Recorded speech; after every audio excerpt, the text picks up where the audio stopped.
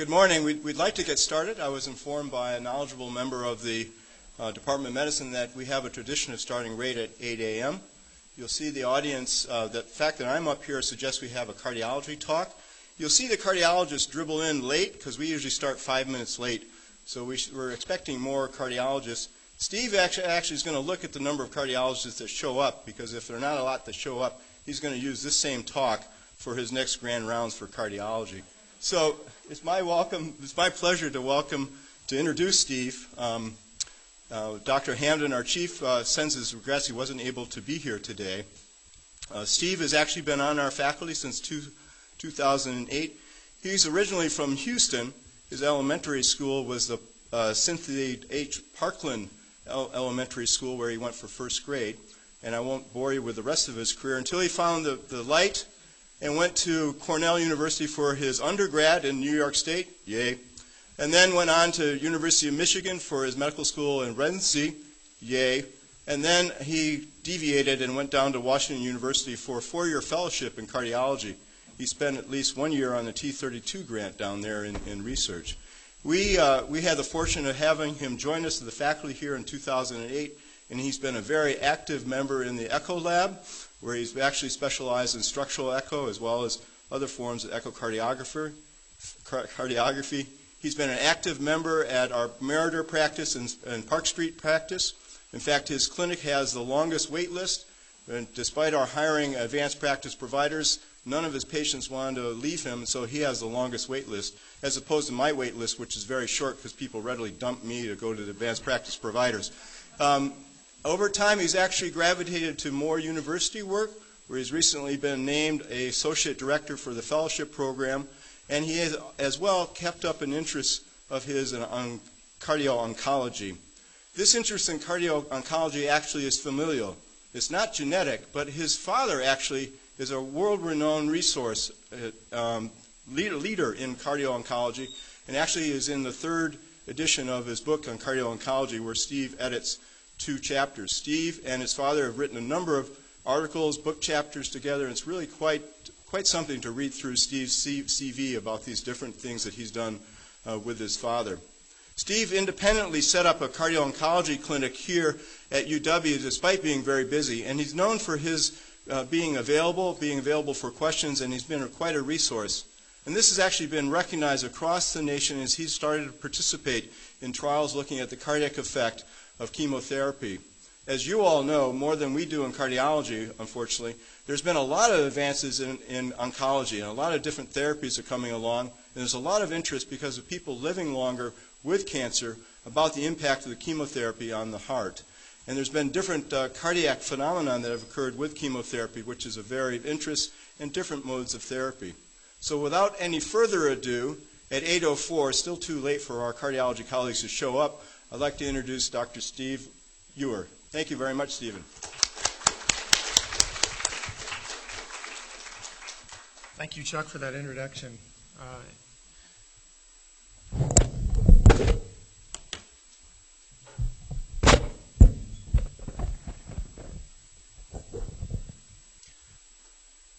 So the title of my talk today is Current Controversies in Cardio-Oncology.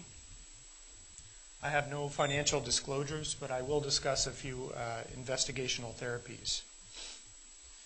And what I'd like to do today is to first define the scope of cardio-oncology, tell you what the field is about, and get everyone up to speed. And then I'd like to dive into 5 distinct topics that are on the edge of the field. I'd like to compare and contrast different subtypes of cardiomyopathy related to chemotherapy. Then I'd like to highlight some recent guidelines about the surveillance surrounding potentially cardiotoxic treatment. I'd like to discuss the role of strain echocardiography in the monitoring of cardiotoxicity.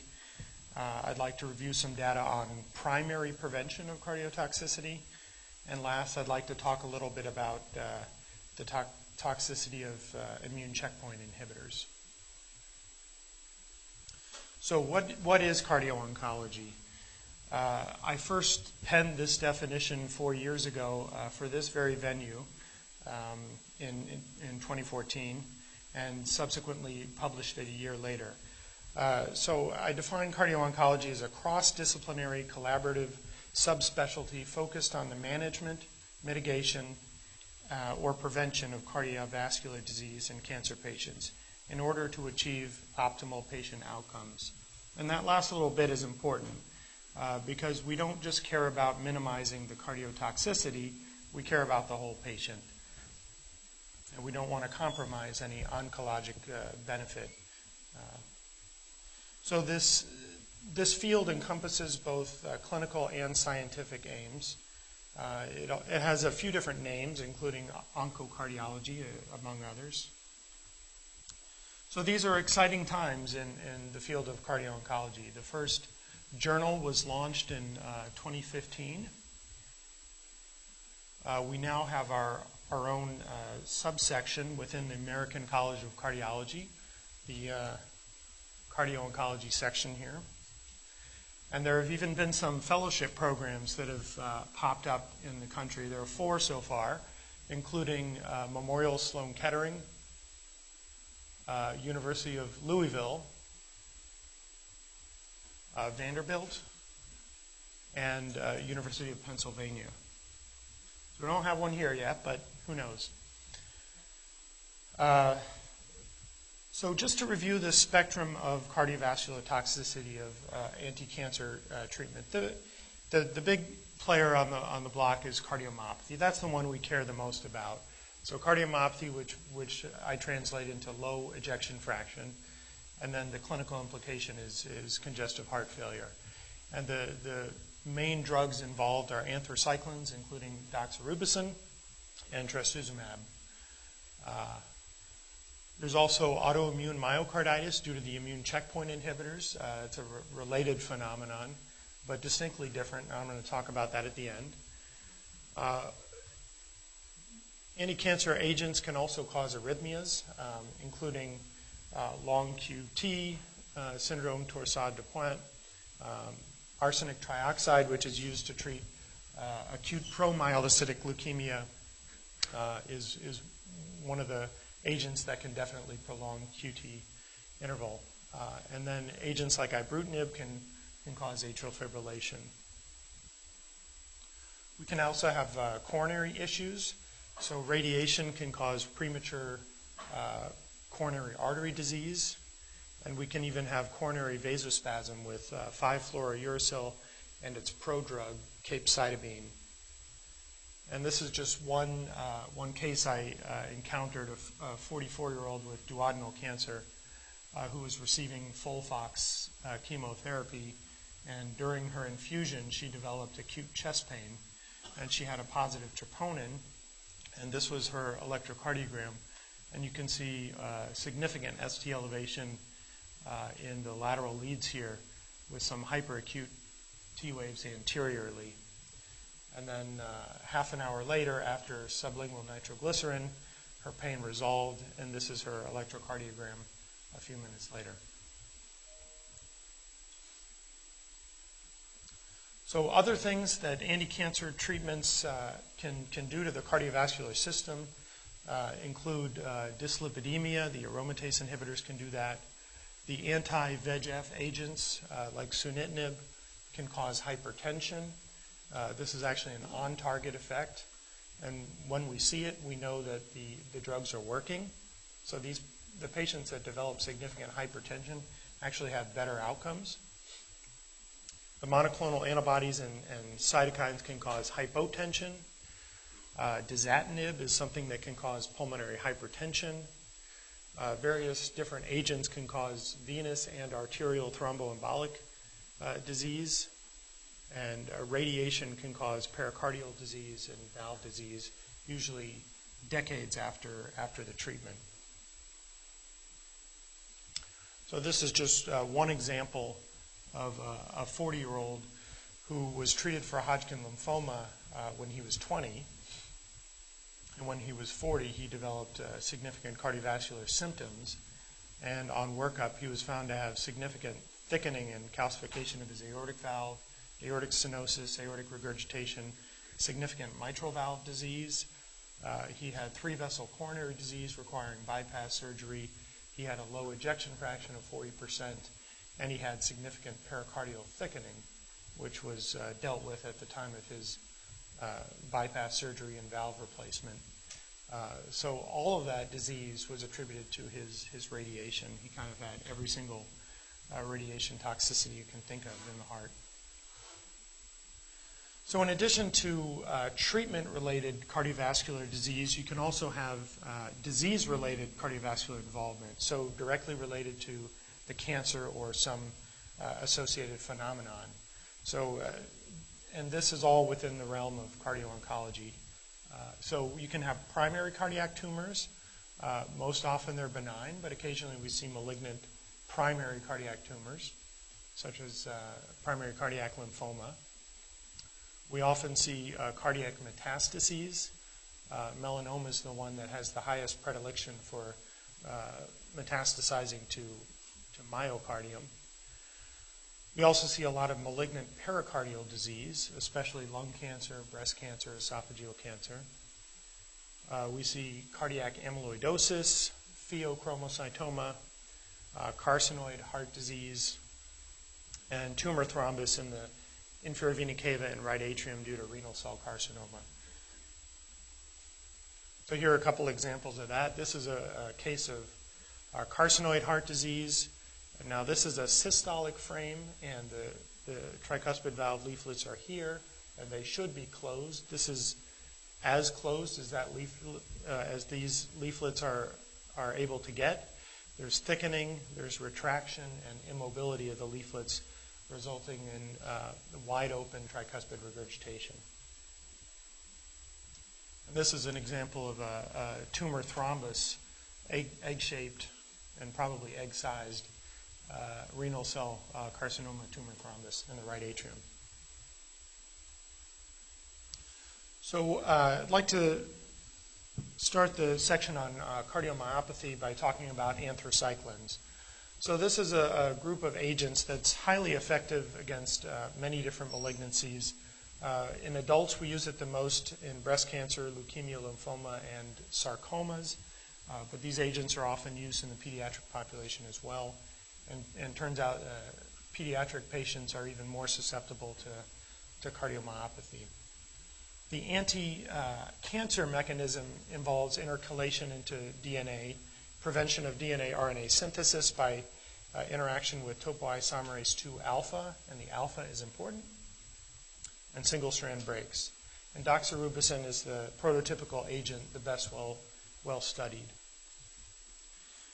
So turns out the mechanism of cardiotoxicity is slightly different. It involves iron-dependent free radical production and reactive oxygen species, and it's likely mediated by topoisomerase II beta. So the mechanism of the oncologic efficacy is distinct from that of cardiotoxicity, which allows an opportunity to expand the therapeutic window and protect the heart. And so this is an electron micrograph of a heart biopsy in a patient who has received anthracycline, and this is markedly abnormal. You can see destruction of contractile elements as well as damage to mitochondria, and it's not surprising that on a wide scale this is going to lead to low ejection fraction and congestive heart failure. One of the distinct clinical features that was recognized about doxorubicin cardiotoxicity is this cumulative dose relationship. And this is true over the lifetime of the patient.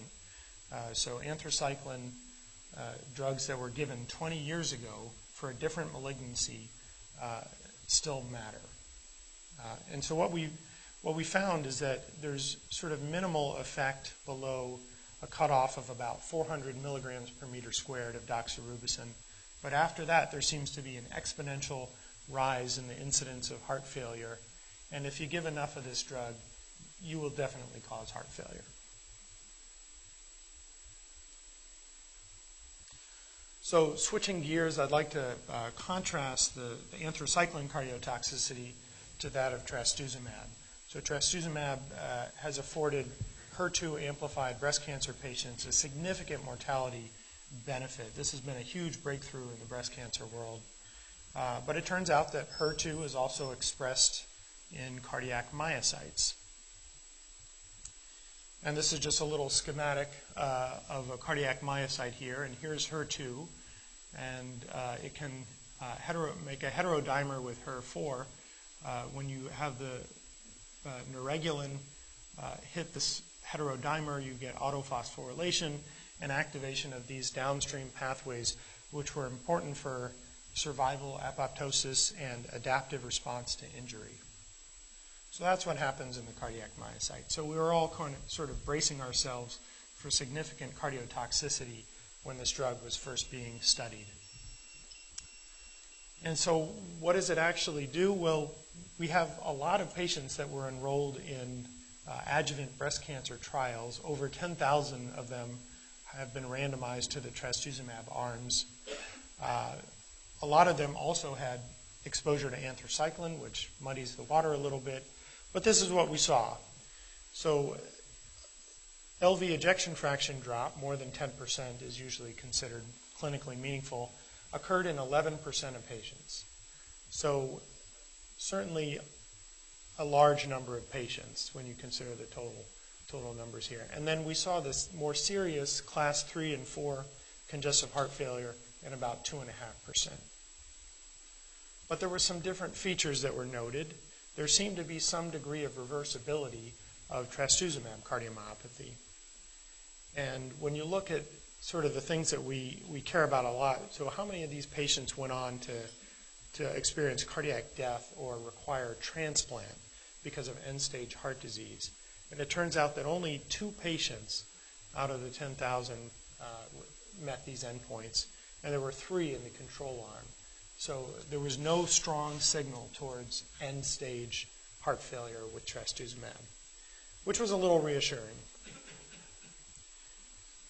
So this is just to highlight the reversibility of trastuzumab cardiomyopathy. So this is the NSABP B31 trial, and this is a histogram of ejection fractions at their nadir after exposure to trastuzumab, and you can see they go from the 20s to 30s mostly.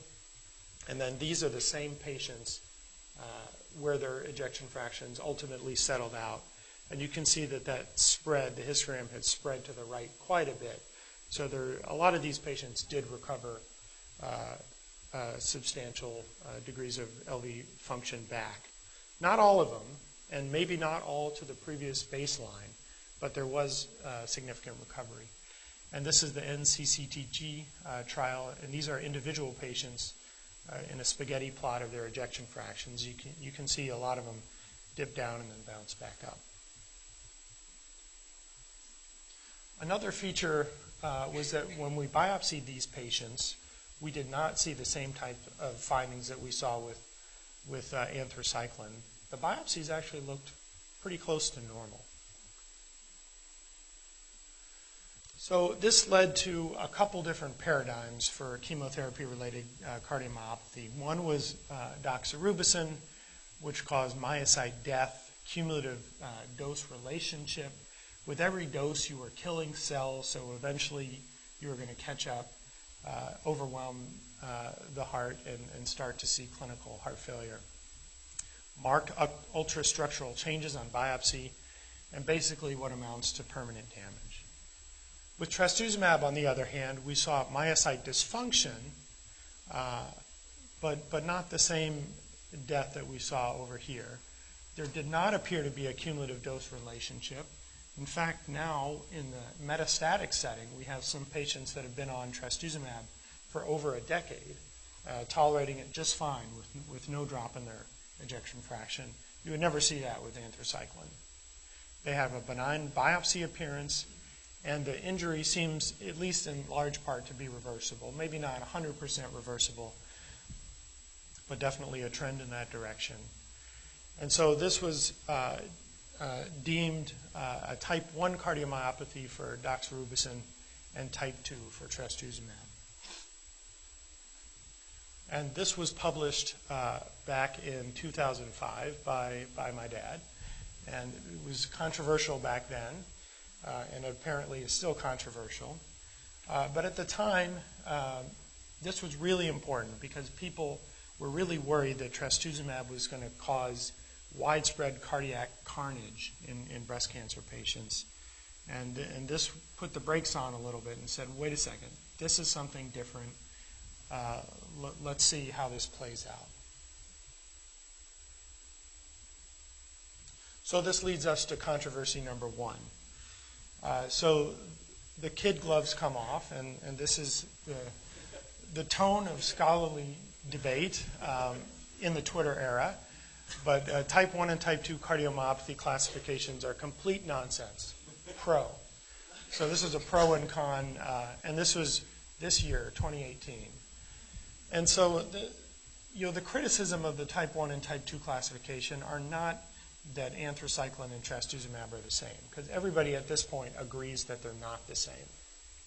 So what were the criticisms? Well, the criticisms were that trastuzumab cardiomyopathy is not always benign. There's a higher incidence of heart failure compared to anthracycline in real-world breast cancer patients. Now, that shouldn't be a surprise to you all, because I've just showed you that the incidence of heart failure in breast cancer patients is about 2.5%. And when we think about breast cancer regimen for adjuvant breast cancer patients, they receive 4 cycles of anthracycline at 60 milligrams per meter squared per cycle. So do the math, that's 240. And we saw that that curve didn't tick up until you got to 400 milligrams per meter squared. So by staying well under that cutoff, we expect minimal heart failure from anthracycline. So this is by design that we're avoiding the heart failure from anthracycline. But even with trastuzumab, the risk of heart failure increases with time. And if we stop trastuzumab prematurely, it results in worse oncologic outcomes. So not overall a benign thing if it happens. The other criticism was that, well, we have way more than 2 types of cardiotoxicity. We have anthracycline, we have anti-HER2, we have anti-VEGF, BCR-ABL, 5-FU, immune checkpoint inhibitors, proteasome inhibitors, blah, blah, blah. So classifying type 1 as anthracycline and type 2 as everything else becomes meaningless. So that was the criticism. So how do I respond to this criticism? Well, I would say that type 1 and type 2 classification encompasses mechanism of toxicity as well as certain clinical features. I would also say that there's no subtext to suggest that type 2 cardiotoxicity is somehow less clinically important or totally benign. I agree that it's not. And as far as the why don't we have 7 different subtypes of cardiomyopathy? Well, a lot of those toxicities are not related to cardiomyopathy. They're related to hypertension, vasospasm, thromboembolic disease, etc. So a different way of expressing the type 1 and type 2 cardiomyopathy a little bit differently if you don't like that classification scheme. You can think of type 1 as a primary cardiac myocyte toxicity. So something is happening directly to those muscle cells, whether it's oxidative stress from the anthracyclines, a hemorrhagic myocarditis from high-dose cyclophosphamide, or autoimmune myocarditis from immune checkpoint inhibitors. We're killing those cells directly. Whereas in type 2, we're sort of seeing secondary effects on the cardiac myocytes. And it turns out when you look at the clinical features of HER2 targeted agents, anti-VEGF agents, and tyrosine kinase inhibitors, they are all similar. They all show the same clinical characteristics in terms of reversibility, benign biopsy appearance, etc. Of course, it's not quite that simple. You can have effects from both type 1 and type 2 in the same patient. A lot of the patients that have HER2 positive breast cancer also receive anthracycline initially. So you get a sequential hit from anthracycline and trastuzumab. And how this could potentially play out is you start out with a healthy myocyte population. You expose them to anthracycline. You have disruption in topoisomerase 2 beta, which leads to oxidative stress. And this leads to a vulnerable myocyte population. And some of these go on to experience myocyte cell death, but others might be injured not quite to the brink of cell death. And then repair mechanisms can be evoked, which can lead some cells back to a healthy state. And these repair mechanisms involve upregulation of HER2. And so if you give trastuzumab right at that moment, you can prevent this repair mechanism and lead more cells down to the apoptotic pathway. So in actuality, rather than a dichotomous situation where type 1 or primary toxicity and type 2 are totally distinct, there's probably some overlap.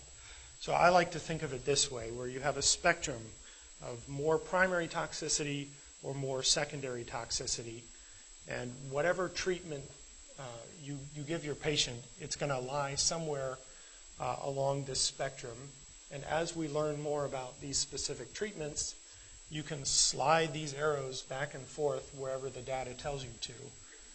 And I think this is a nice model to think about this type of chemotherapy-related toxicity. So for instance, high-dose doxorubicin is likely to be mostly primary effect. Trastuzumab, in the absence of anthracycline, is likely to be mostly secondary. And if you have sequential doxorubicin and then trastuzumab, it's probably a little bit further inward. So that's type 1 and type 2 chemotherapy-related cardiomyopathy. I'd like to switch gears now and talk about controversy number 2, which is how do we screen for chemotherapy-related cardiomyopathy?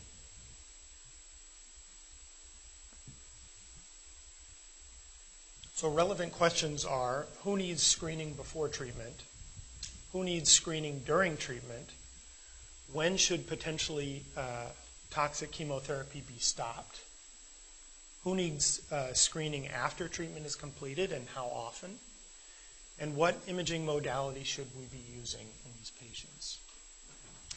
And up until recently, there's been a lot of lore, a lot of individual expert opinion, a lot of traditional practice patterns, and a lot of very detailed algorithms that had nothing to do with any evidence that are going around the cardio-oncology community.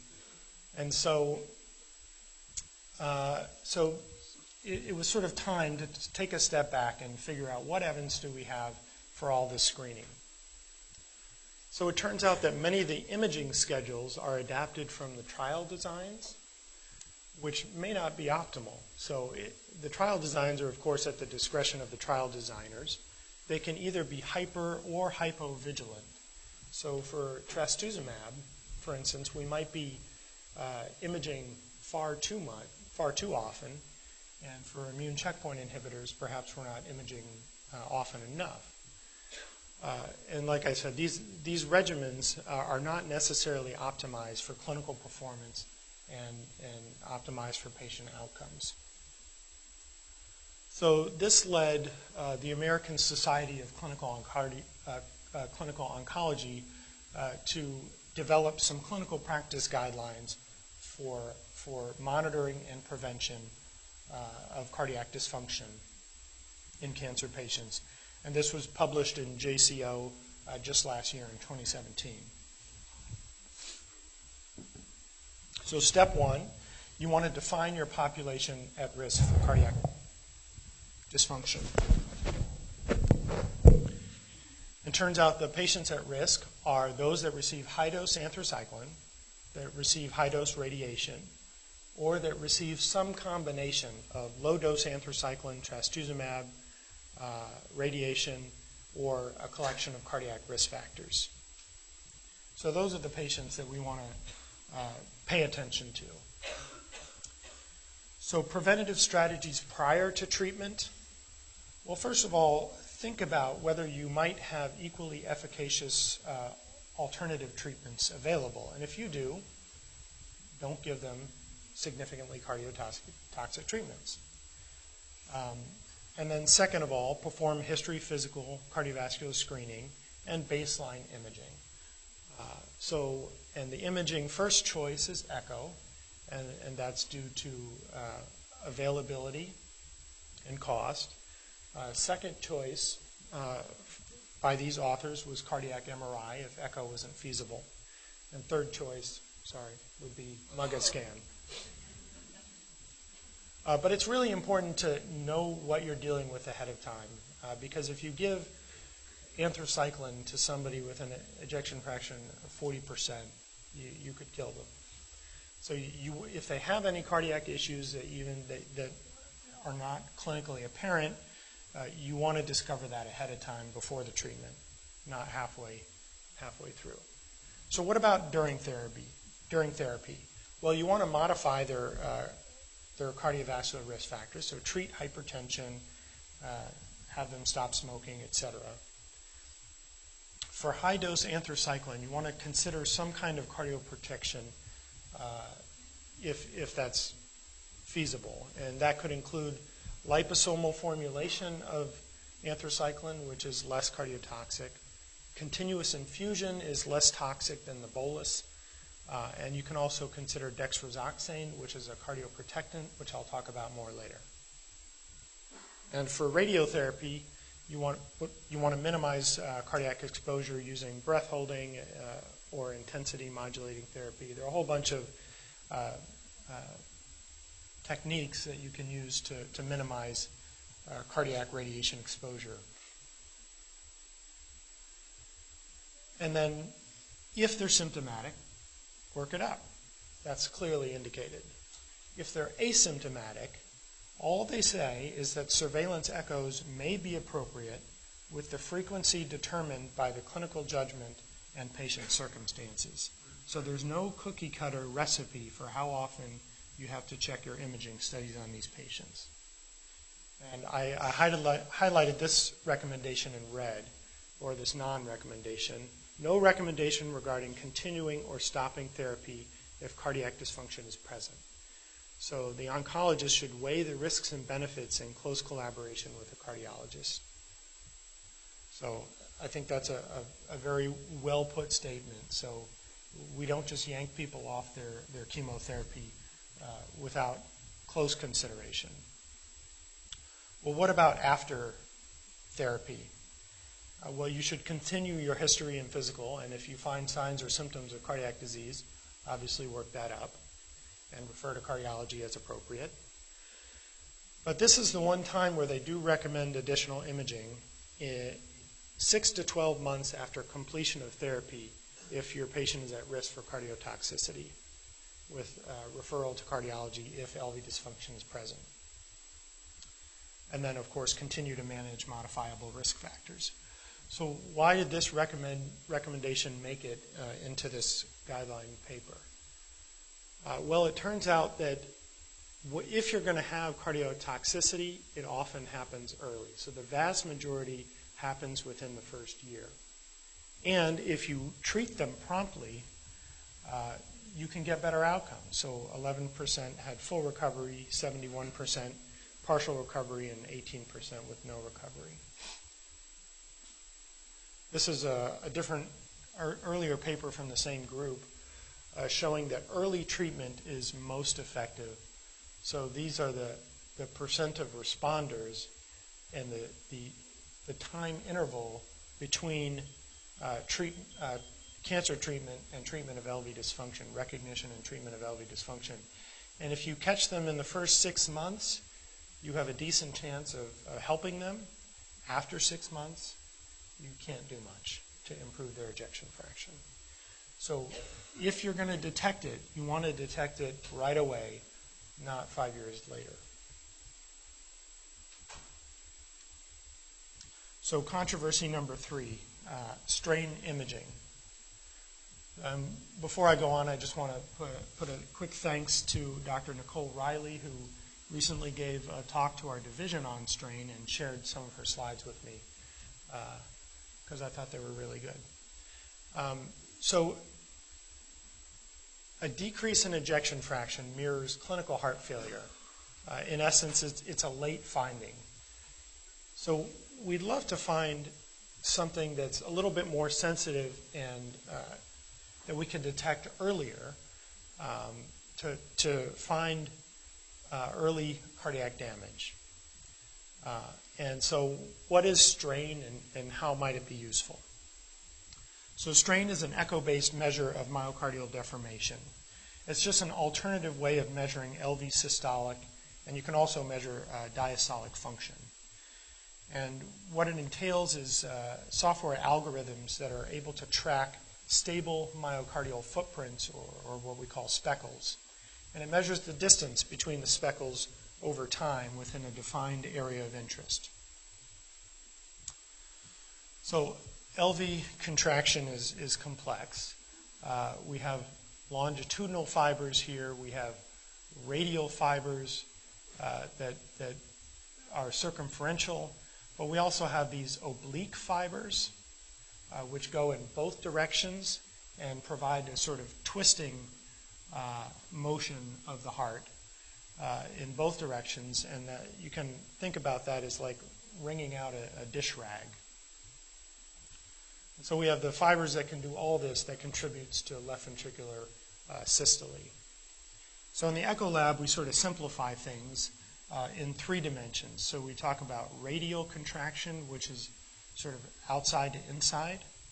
We talk about circumferential contraction, which is the twisting, and then longitudinal contraction, which is apex to base. And it turns out it's this longitudinal contraction in the strain world which is actually correlated best with future cardiac events. So how do we define strain? Well, it's defined very similarly to ejection fraction. So in ejection fraction, you take the difference in volume from diastole to systole and divide it by the end diastolic volume, multiply times 100. Well, strain is very similar, just do the same with length. Subtract the difference and divide it by the end diastolic length, multiply times 100. The only difference is that the signs are reversed. So for systole, the points are getting closer together, so it's given a negative value. In diastole, they're getting further apart, so it's a positive value.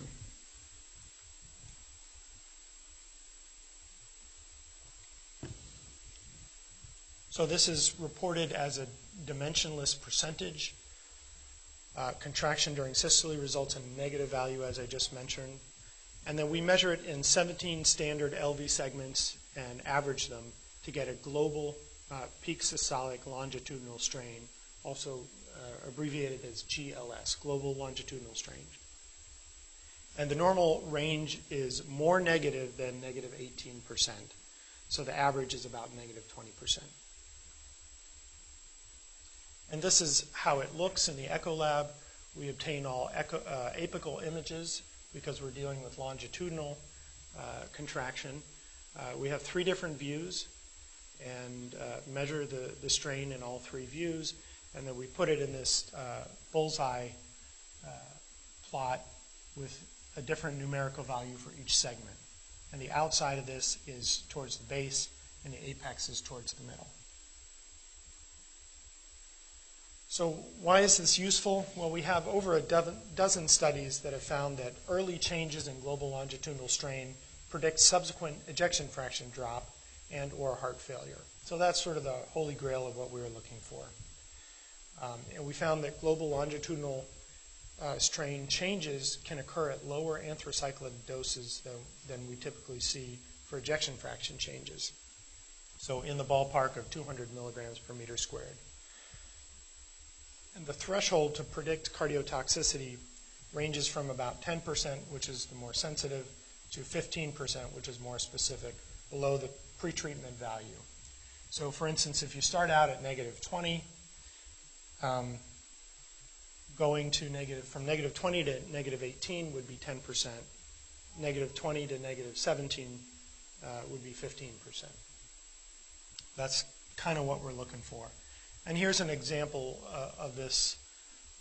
Here's a normal patient with a pretreatment ejection fraction, 61%, global longitudinal strain, negative 20%.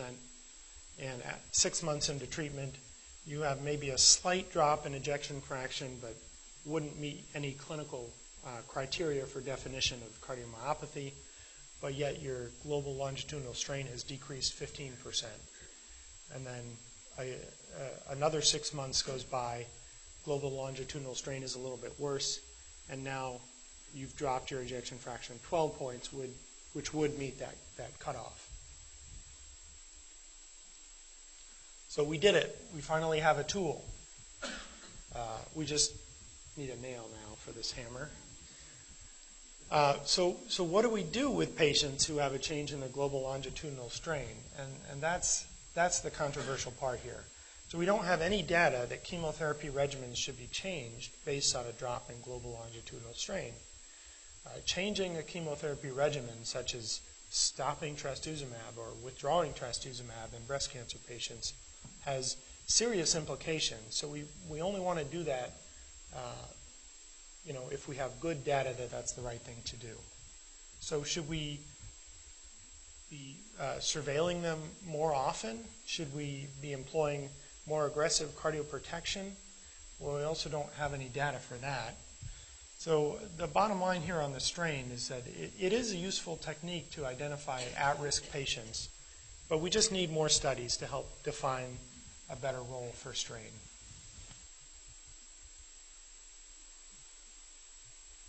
So the downside of improved sensitivity is withholding cancer treatment, worse oncologic outcomes. The benefit is we preserve the heart function. But we also always have to think about this balance. Okay, moving on to controversy number 4, which is primary prevention of cardiotoxicity. Since we know that early treatment is most beneficial, how about ACE inhibitors or beta blockers at or before the time of chemotherapy administration? So we can lower their preload and afterload, we can reduce LV wall stress, and we can provide upfront neurohormonal blockade.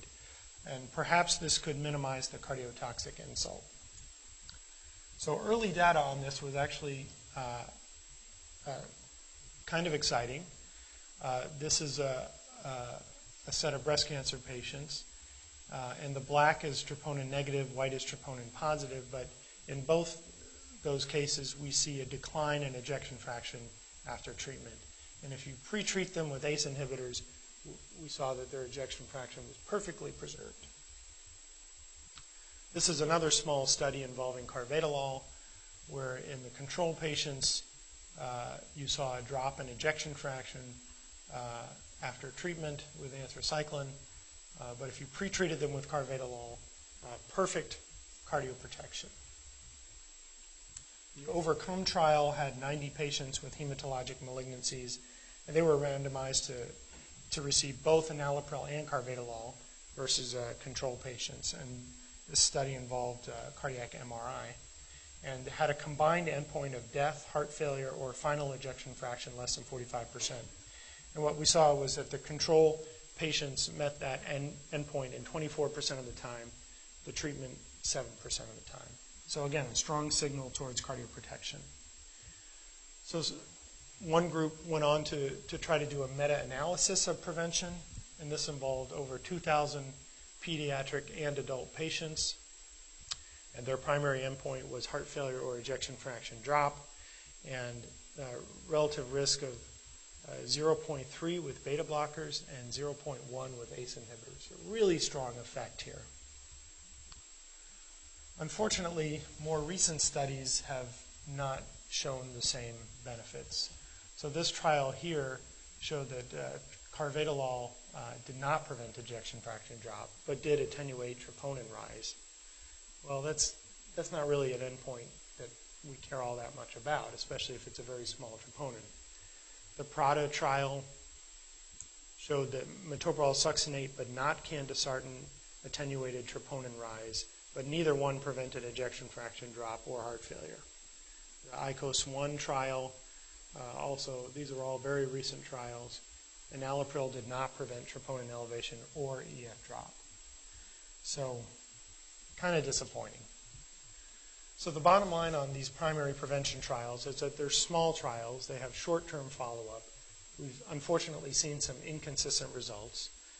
They've been relatively underpowered with respect to heart failure and cardiomyopathy. So we don't have solid enough evidence to apply this to all patients receiving anthracyclines. So the jury is still out. But we have more than just ACE inhibitors and beta blockers. We have dexrazoxane. So what is dexrazoxane? Well, it's chemically related to EDTA. It's an iron chelator and binds free doxorubicin and a doxorubicin complex with iron. The actual mechanism of cardioprotection may involve inhibition of topoisomerase 2 beta, and this interferes with the generation of reactive oxygen species, but has clearly been shown to reduce heart failure for a given doxorubicin cumulative dose. And this is from a Cochrane review from 2011, but you can see that all of these studies show very consistent cardioprotection, favoring dexrazoxane over control. So the risk ratio for clinical heart failure is astonishingly low, 0.18, so over 80% reduction in clinical heart failure. There was no effect seen on tumor response rate, no difference in secondary malignancy rate, no effect on overall survival. So, great drug, right? But it's currently approved in the U.S. only for metastatic breast cancer patients who have already received 300 milligrams per meter squared of doxorubicin.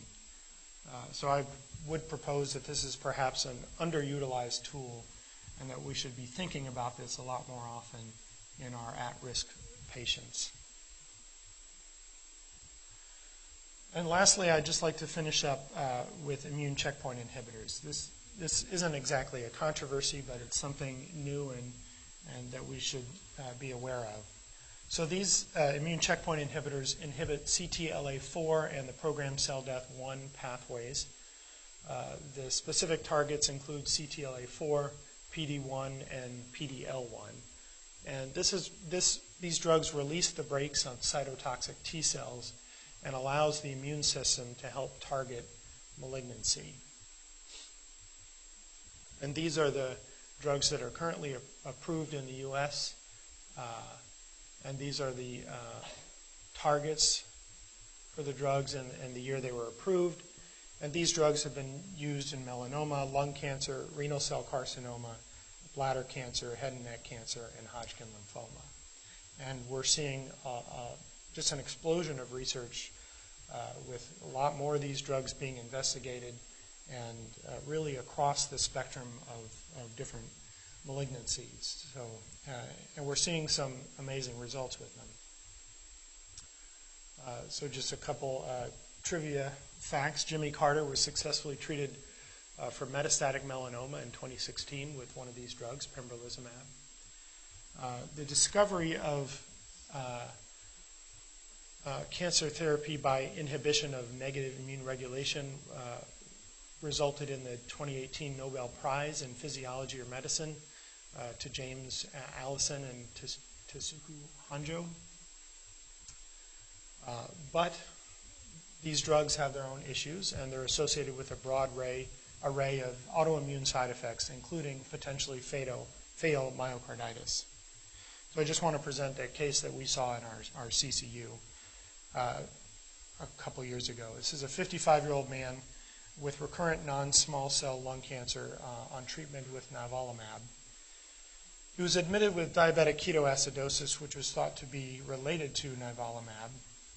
Troponin was found to be 6 at the time, but no other cardiac manifestations were there, and this was ultimately attributed to metabolic derangements. At the time that this case happened, virtually nothing was published on or known about with regards to myocarditis. But the patient was readmitted 3 weeks later with sustained VT and cardiogenic shock. Coronary angiogram was negative for coronary disease, and he quickly deteriorates and dies 24 hours after admission, despite our best efforts. And this is an ECG showing, you can see P waves here. This patient is in complete heart block with a very ill-appearing ventricular escape rhythm, with perhaps some ST elevation here in the inferior leads. And later in his hospital course, he was in sustained ventricular tachycardia. And for those cardiology-minded folks in the audience, you can see evidence of P waves hiding in there, showing AV dissociation, proving that this is ventricular tachycardia. And these are autopsy slides from this patient. And you can see here the myocytes here, but you see these patches of lymphocyte infiltration here, which should not be there, and they're kind of spread out throughout the myocytes. And this was a macroscopic lesion in the ventricular septum, and this is just a sea of damaged and dead myocytes. This is granulation tissue. This is what a myocardial infarction would look like 2 weeks after ligation of the LAD.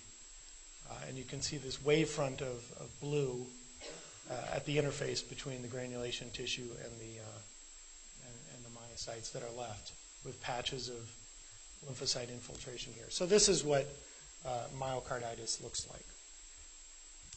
So clinically, these patients present with chest pain, heart failure, troponin elevation, abnormal ECG. They can have complete heart block, ventricular tachycardia, cardiogenic shock, and can also die, as this patient did.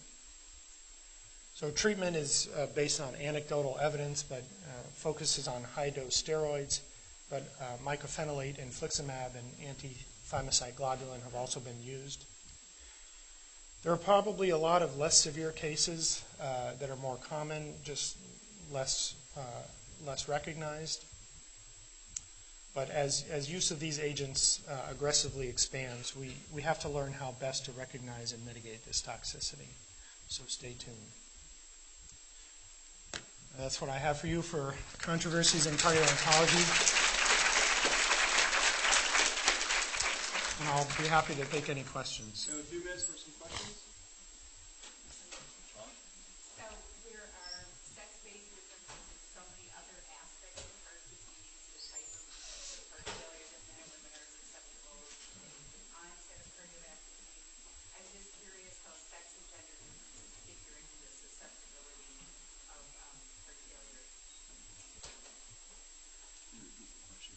Yes, the question is gender differences in cardiotoxicity risk. And, a lot of this work has been done in breast cancer, so it's not a fair question for that group of patients. But for anthracycline damage overall, I don't think there's a strong signal for gender differences in the toxicity. Good question.